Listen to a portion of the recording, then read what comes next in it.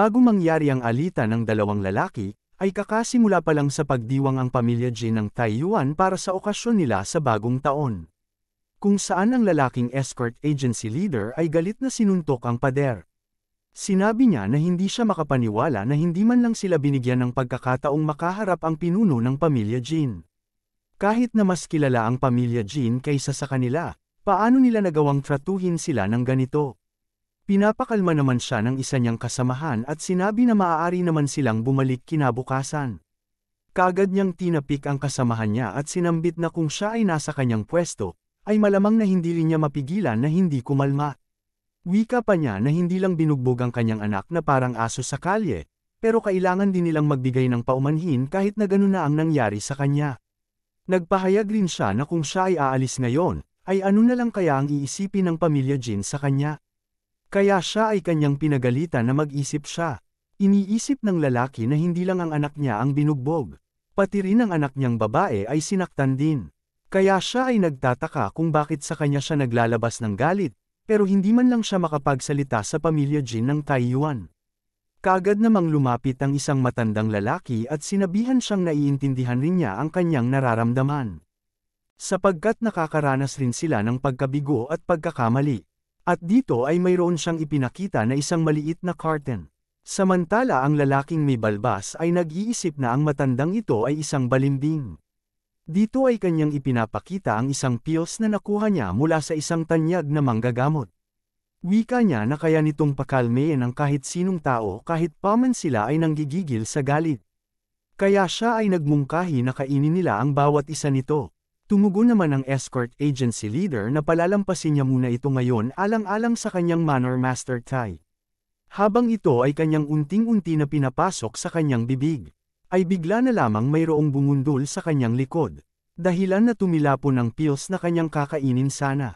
Kung saan ito ay nahulog sa sahig, kaya doon nagsimula ang kanyang pagkainis at galit sa lalaking bumangga sa kanya. At doon nag-umpisa ang alitan nilang dalawa kung saan sinisigawan niya ang malaking lalaki at ininsulto na isang hangal na hayop. Pagkatapos, hindi pa siya nakontento at minura pa niya ito at tinawag na walang hiya. Pinagsabihan rin niya ito na dapat siya magkaroon ng pangunahing asal at humingi ng tawad kapag nakabangga siya ng ibang tao. Dagdag pa niya na siya ay isang bakulaw na walang utak. Sumagot naman ang malaking lalaki na ito ang pinakaayaw niya sa lahat na marinig. Ngunit tumugon naman ang lalaki na wala siyang pakialam sa kanyang sinasabi. Tinanong rin niya ito kung ano ang gagawin niya sa kanya. Dahil dito, nainis pa ng lalo ang malaking lalaki sa kanya, kung saan pinakitaan niya ito ng kanyang kamao at sinabihan na kung gusto ba niyang makatikim ito. Kaagad namang inilabas ng escort agency leader ang kanyang sandata at hinamon ng lalaki na subukan niya. Wika pa niya na kung siya ba ay humihiling ng kanyang kamatayan. Nang sinubukan na sana siyang suntukin ni Chulwo, ay bigla na lamang niya narinig ang transmission sound ng kanyang team leader na pumipigil sa kanya na gawin ito.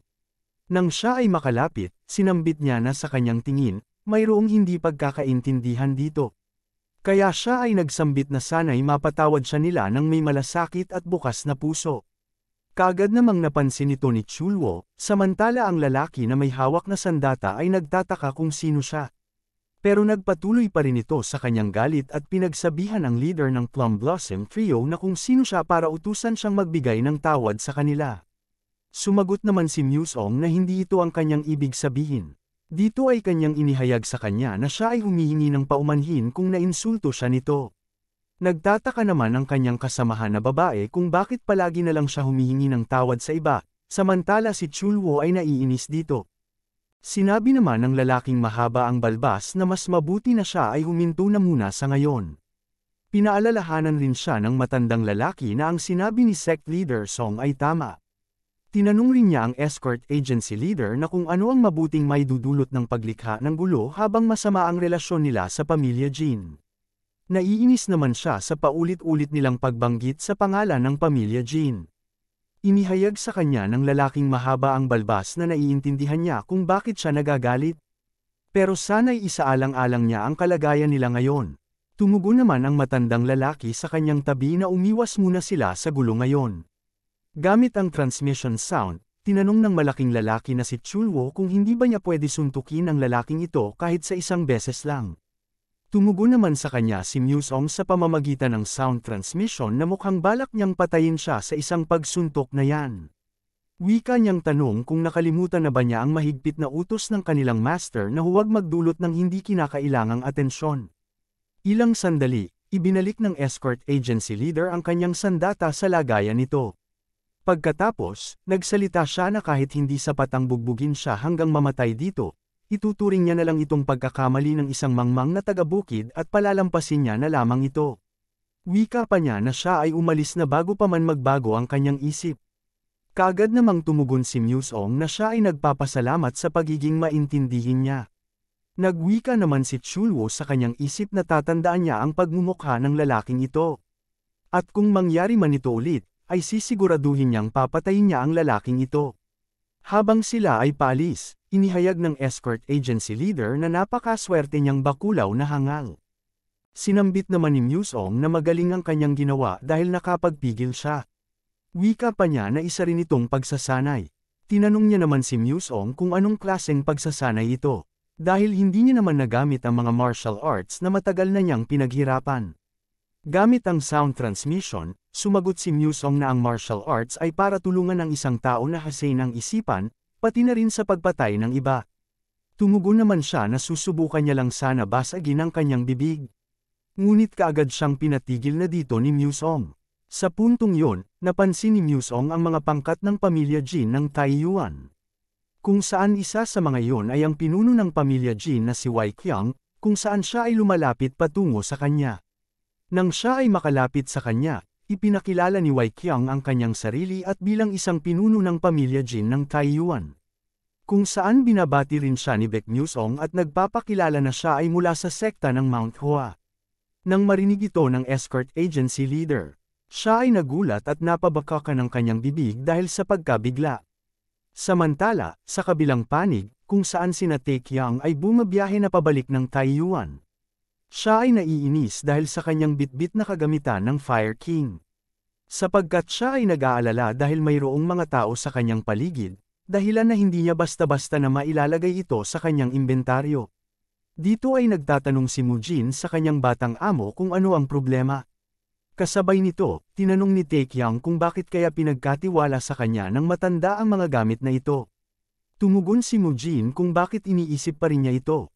Sapagkat sinabi na sa kanya ng matanda na nakakainis para sa kanya na dalhin ang mga gamit na yon. Nagsalita si Tae Qiang na ito ay kanyang iniisip, dahil sinabihan siya ng matandang yon na siya ay kanyang hahanapin sa susunod. Nang marinig niya na babalikan siya ng Fire King, kaagad na humiling si Mujin sa kanyang batang amo kung maaari ba siyang magbakasyon muna, dahil matagal na niya hindi nakikita ang kanyang mga magulang. Tumanggi naman si Tae Qiang dito at sinabi na siya ay isang bastardo, sapagkat nais niya lang tumakas at iligtas ang sarili niya sa kapahamakan. Samantala si Changpeng ay nagugutom na sa kanilang biyahe, kung saan mabilis nilang binabaybay ang daan papunta ng Taiyuan. Inihayag naman ni Mujin na kailangan niya lang itago ang mga bagay na yun sa isang lugar na walang makakakita. At baka nga siguro ang Fire King ay magbigay pa ng gantimpala sa kanya at turuan siya ng martial arts dahil doon. Duda naman si Tae Qiang na gagawin niya yon. Dahil alam niya sa kanyang sarili na pinapasa lamang nito ang kanilang kaalaman sa iisang tao, at hindi rin nila ugali na magturo ng kanilang martial arts sa mga banyaga. Wika pa ni Tae Qiang na ang mas lalo pang nagpapalala sa sitwasyon ngayon ay dahil siya pa ang pumatay sa disipulo niya. Naintindihan naman ito ni Mujin at sinambit na mukhang tama si Tae Qiang. Ilang saglit, bigla na lamang nagtanong si Changpeng kung hindi ba niya naiisip na mukhang parang gusto niyang gawin siyang disipulo ng matandang Fire King, na nagpagulat naman sa kanila ni Tae Qiang. Dito ay kanyang sinambit kay Tae Qiang na mukhang maraming atensyon ang ibinibigay sa kanya ng matandang Fire King. Matapos nito, nagkatinginan ang dalawang hangal sa naging pahayag ni Changpeng. Kung saan ang dalawang mga hinayupak na hangal ay nagpipigil sa kanilang pagtawa. At kalaunan, nauwi sa tawanan nilang dalawa ang lahat na sinabi ni Changpeng tungkol sa kanya, samantala si Changpeng ay nagtataka sa kanilang mga reaksyon.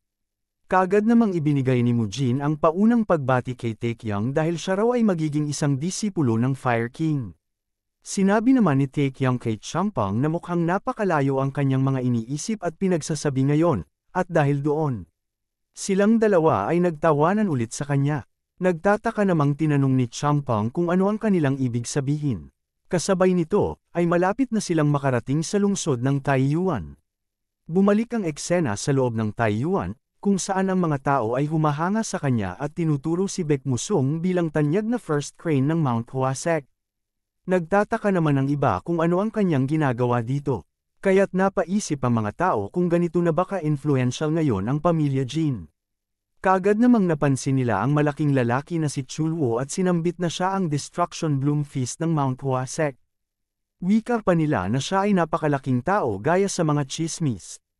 Napansin rin nila ang babae na si Yoon Hyung bilang isang napakagandang babae o mas kilala rin sa pangalang Flower Sword Phoenix. Dito ay sumisigaw ang lahat ng mga tao na silang tatlo ang kilalang Ultimate Plum Blossom Trio. Nagsalita naman si Wai Kyung sa kanila na sa kanyang tingin, hindi ito ang tamang lugar para pag-usapan ang mga mahahalagang bagay. Kaya siya ay nagmungkahi na pumunta na muna sila sa pangunahing mansyon ng kanilang pamilya. Kaagad namang tumugon si Myusong na ito ang mas mabuti na gawin, kaya siya ay nagsabi na pumunta na sila doon kaagad. Kaagad namang tinawag ni Chulwo ang pansin ng kanyang senior brother, na tinanong naman ni Myusong kung ano ito.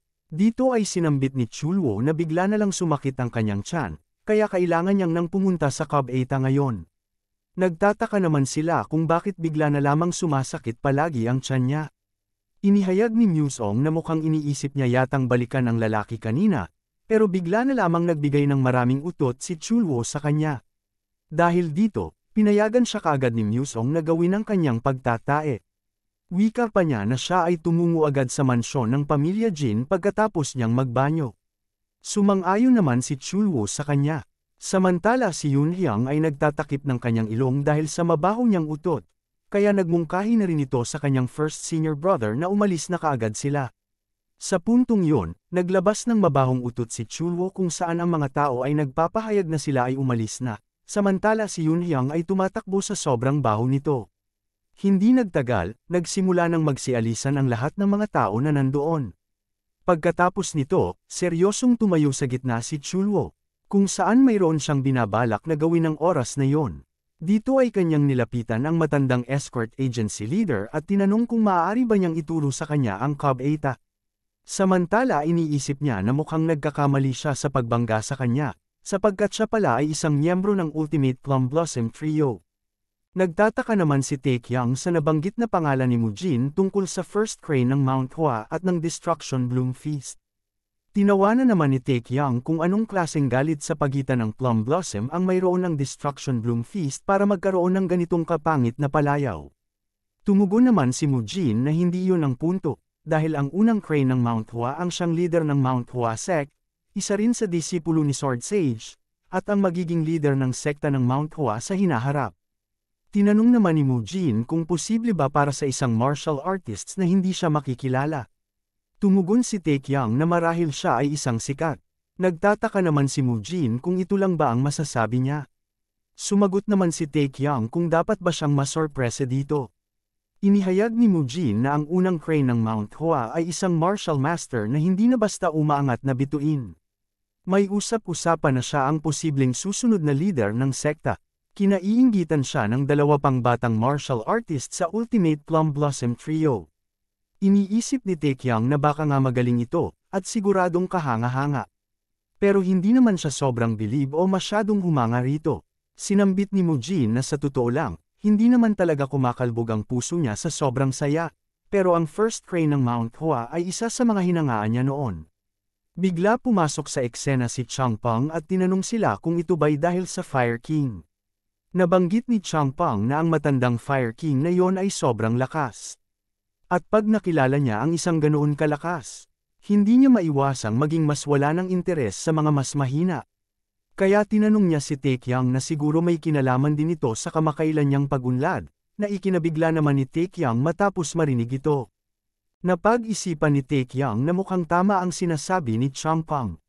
Dahil ilang buwan lang ang kinailangan niya para maabot ang pagiging isang peak martial master mula sa walang alam na third-rate martial warrior. Iniisip rin ni Taekyang na makakayanan niyang maabot ang antas ng first crane ng Mount Hwa sa lalong madaling panahon. Unti-unti rin niyang iniisip yon nang hindi niya namamalayan. Sapagkat hindi rin siya tulad ng isang dingding na hindi malalagpasan, kundi parang isang daanang madadaanan niya lang. Kaya hindi siya masyadong naapektuhan ng banggitin nila ang pangalan ni Museong sa kanyang harapan. Pagkatapos niyang magmuni-muni, ay agad niyang pinasalamatan si Champong dahil sa kanyang magagandang salita. Natinugunan naman ni Champong na wala siyang dapat ikabahala, sapagkat lagi siyang sinasabihan ng kanyang lolo na kailangan nilang magpakita ng malasakit sa mga mahihinang loob at hindi bihasang martial artists. Dito ay napagtanto ni Taekyang na mukhang nagpapakita lamang ang hangal na ito ng pagkaawa sa kanya. Dahil dito, sinambit ni Taekyang sa kanyang sarili na siya ay kanyang malalampasan din balang araw. Kasabay nito, ang malaking tao na si Chulwoo na galing sa sekta ng Mount Hua ay hinahatak palabas ang escort agency leader palabas ng compound ng pamilya Jin ng Taiyuan. Dito ay kanyang pinapagalitan ang lalaki kung bakit siya tinawag kanina na isang hayop.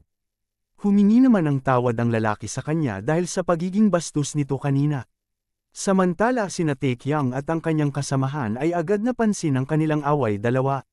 Dahil dito, pinagsabihan niya ang pangkat nila Taekyang kung ano ang kanilang tinitingin. Dagdag pa niya na sila ay huwag makialam sa hindi nila trabaho at magpatuloy sa kanilang daraanan.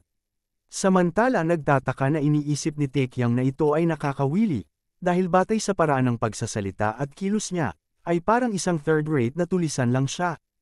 Sa puntong yon, inusisa siya ni Taekyang gamit ang kanyang chi sense, kung saan nakita niya na siya ay isang level 95 na si Chulwoo. Kasabay nito, pinagsabihan siya ng lalaki kung mayroon bang depektibo ang kanyang pangdinig at hindi naririnig ang kanyang unang sinabi. Gayunpaman, napagtanto ni Taekyang na isa rin siyang matibay, pero wala namang ganitong klaseng level ang mayroon sa Taiyuan, kaya nagtataka niyang iniisip kung saan siya nagmula. Sa oras na yon, napatanong si Taekyang sa kanyang isip kung siya ba ang first crane ng Mount Hua. Hindi naman nagustuhan ni Mujin ang sinambit ng malaking lalaki, kaya siya ay kanyang sinabihan kung paano niya nagawang magsalita ng ganun tungkol sa kanyang batang master. Pero sa tingin ni Taekyang na hindi siya ang first crane ng Mount Hua, sapagkat sigurado siya na agad makikilala ito ni Mujin kung nagkataon. At yung tao naman na ginugulpi niya ay si Wu Huangtae, isang level 60 na martial artist, at siya ay nagtataka dahil parang narinig na rin niya ang pangalan niya dati. Kasabay nito, siya ay humihingi ng tulong sa kanila. Sa oras na yon, tinanong ni Mujin ang kanyang batang amo kung maaari ba niyang bigyan ng leksyon ang taong ito. Samantala sinambit ni Taekyang na mas malakas ang lalaking bakulaw na yon kaysa kay Mujin. Habang sinusunggaban niya ang damit ng lalaki, pinagsabihan niya sina Taekyang na mukhang mga martial artist sila. Wika niya na mas mabuti pa magpatuloy na sila sa kanilang daraanan. Dahil malaki ang pagkakamali na nagawa ng taong ito sa kanya. Sa oras na yon, nagdesisyon si Taekyang na magpatuloy na sa pagpasok nila sa loob ng Taiyuan, bagamat curious siya kung sino sila, iiwas na lang siya sa mga hindi kailangang sigalot. Samantala, hawak niya sa leeg ang matandang lalaki at sinambit na mayroon silang mahabang pag-uusapan dalawa. Habang papasok na sina Taekyang, narinig niya ang sinambit ng binubugbog na lalaki ni Chulwoo na siya raw ay inimbitahan ng pamilya Jin dito, at ngayon naparito dahil nakaschedule siya na makipagkita ng pribado sa batang master ng pamilya Jin.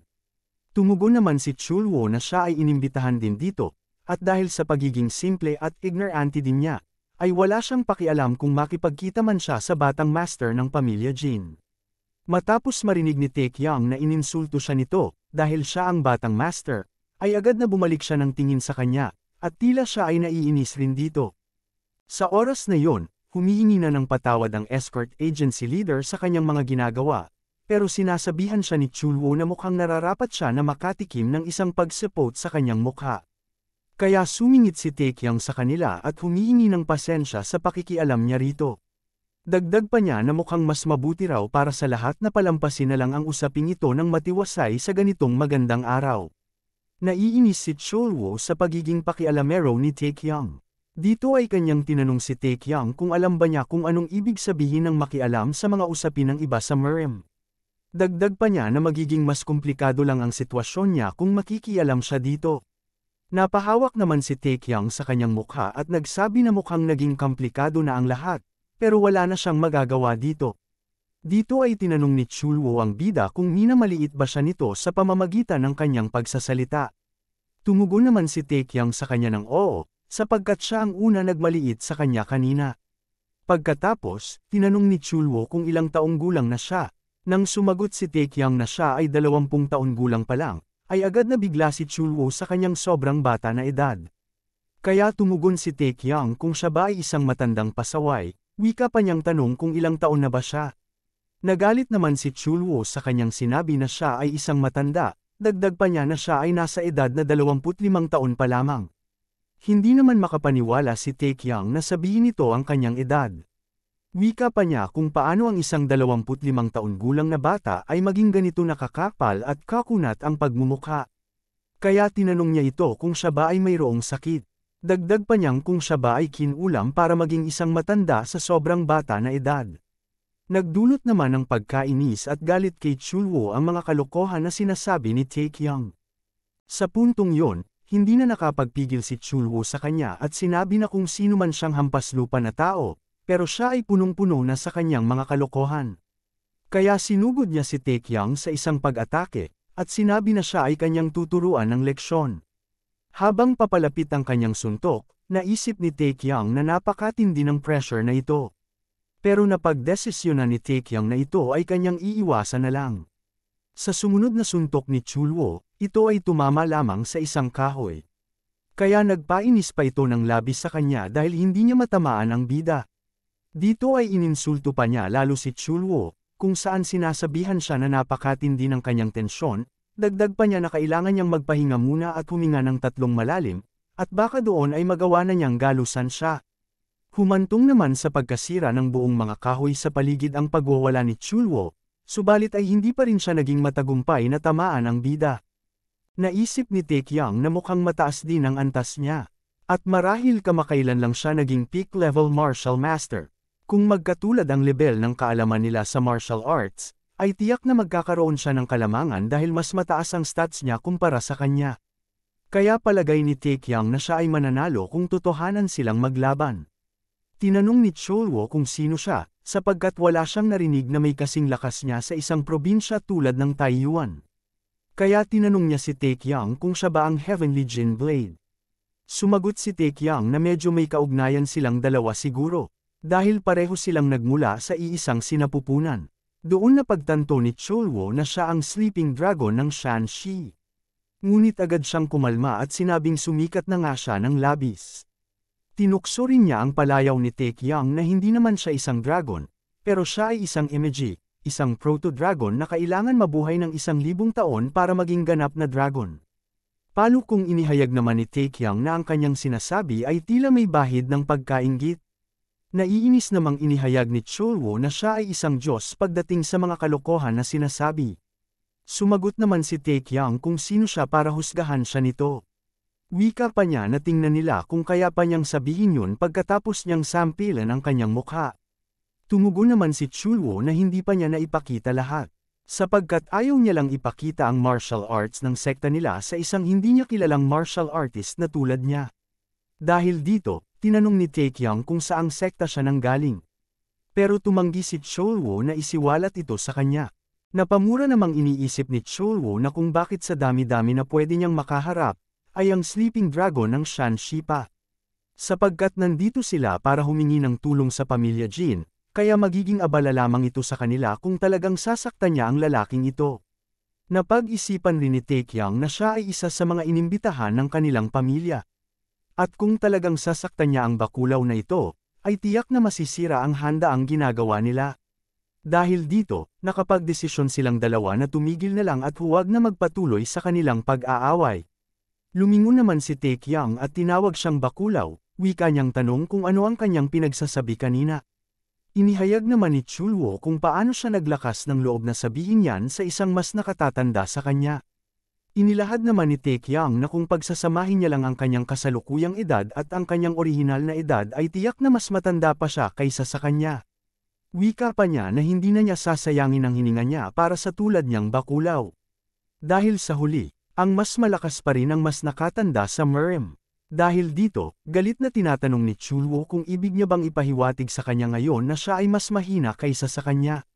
Tumugon naman si Taekyang na siya ay mas malakas talaga. Tinanong rin niya ang bakulaw kung hindi ba niya naramdaman ang layo ng antas ng kakayahan nila kanina. Inihayag naman ni Chulwo na siya ay kanyang papatayin ngayon. Habang abala pa rin ang dalawa sa kanilang pagbibigay ng mga argumento at diskusyon, ay bigla na lamang dumating si Wai Pang sa eksena, kung saan binalaan niya ang dalawang mga hangal na mas mabuti na sila ay tumigil na ngayon dito. Nang ito ay kanilang mapansin, kaagad silang nabigla sa biglaan na pagdating ni Wai Pang. Habang siya ay lumalakad sa kanilang harapan, tinawag niya ang pansin ng Destruction Bloom Feast at ng ikatlong batang master. Kung saan nagbabala si Wai Pang na mas mabuting magpakabait naman sila ng kaunti, wika niyang tanong kung balak ba nilang ipahiya ang kanilang pamilya at sekta.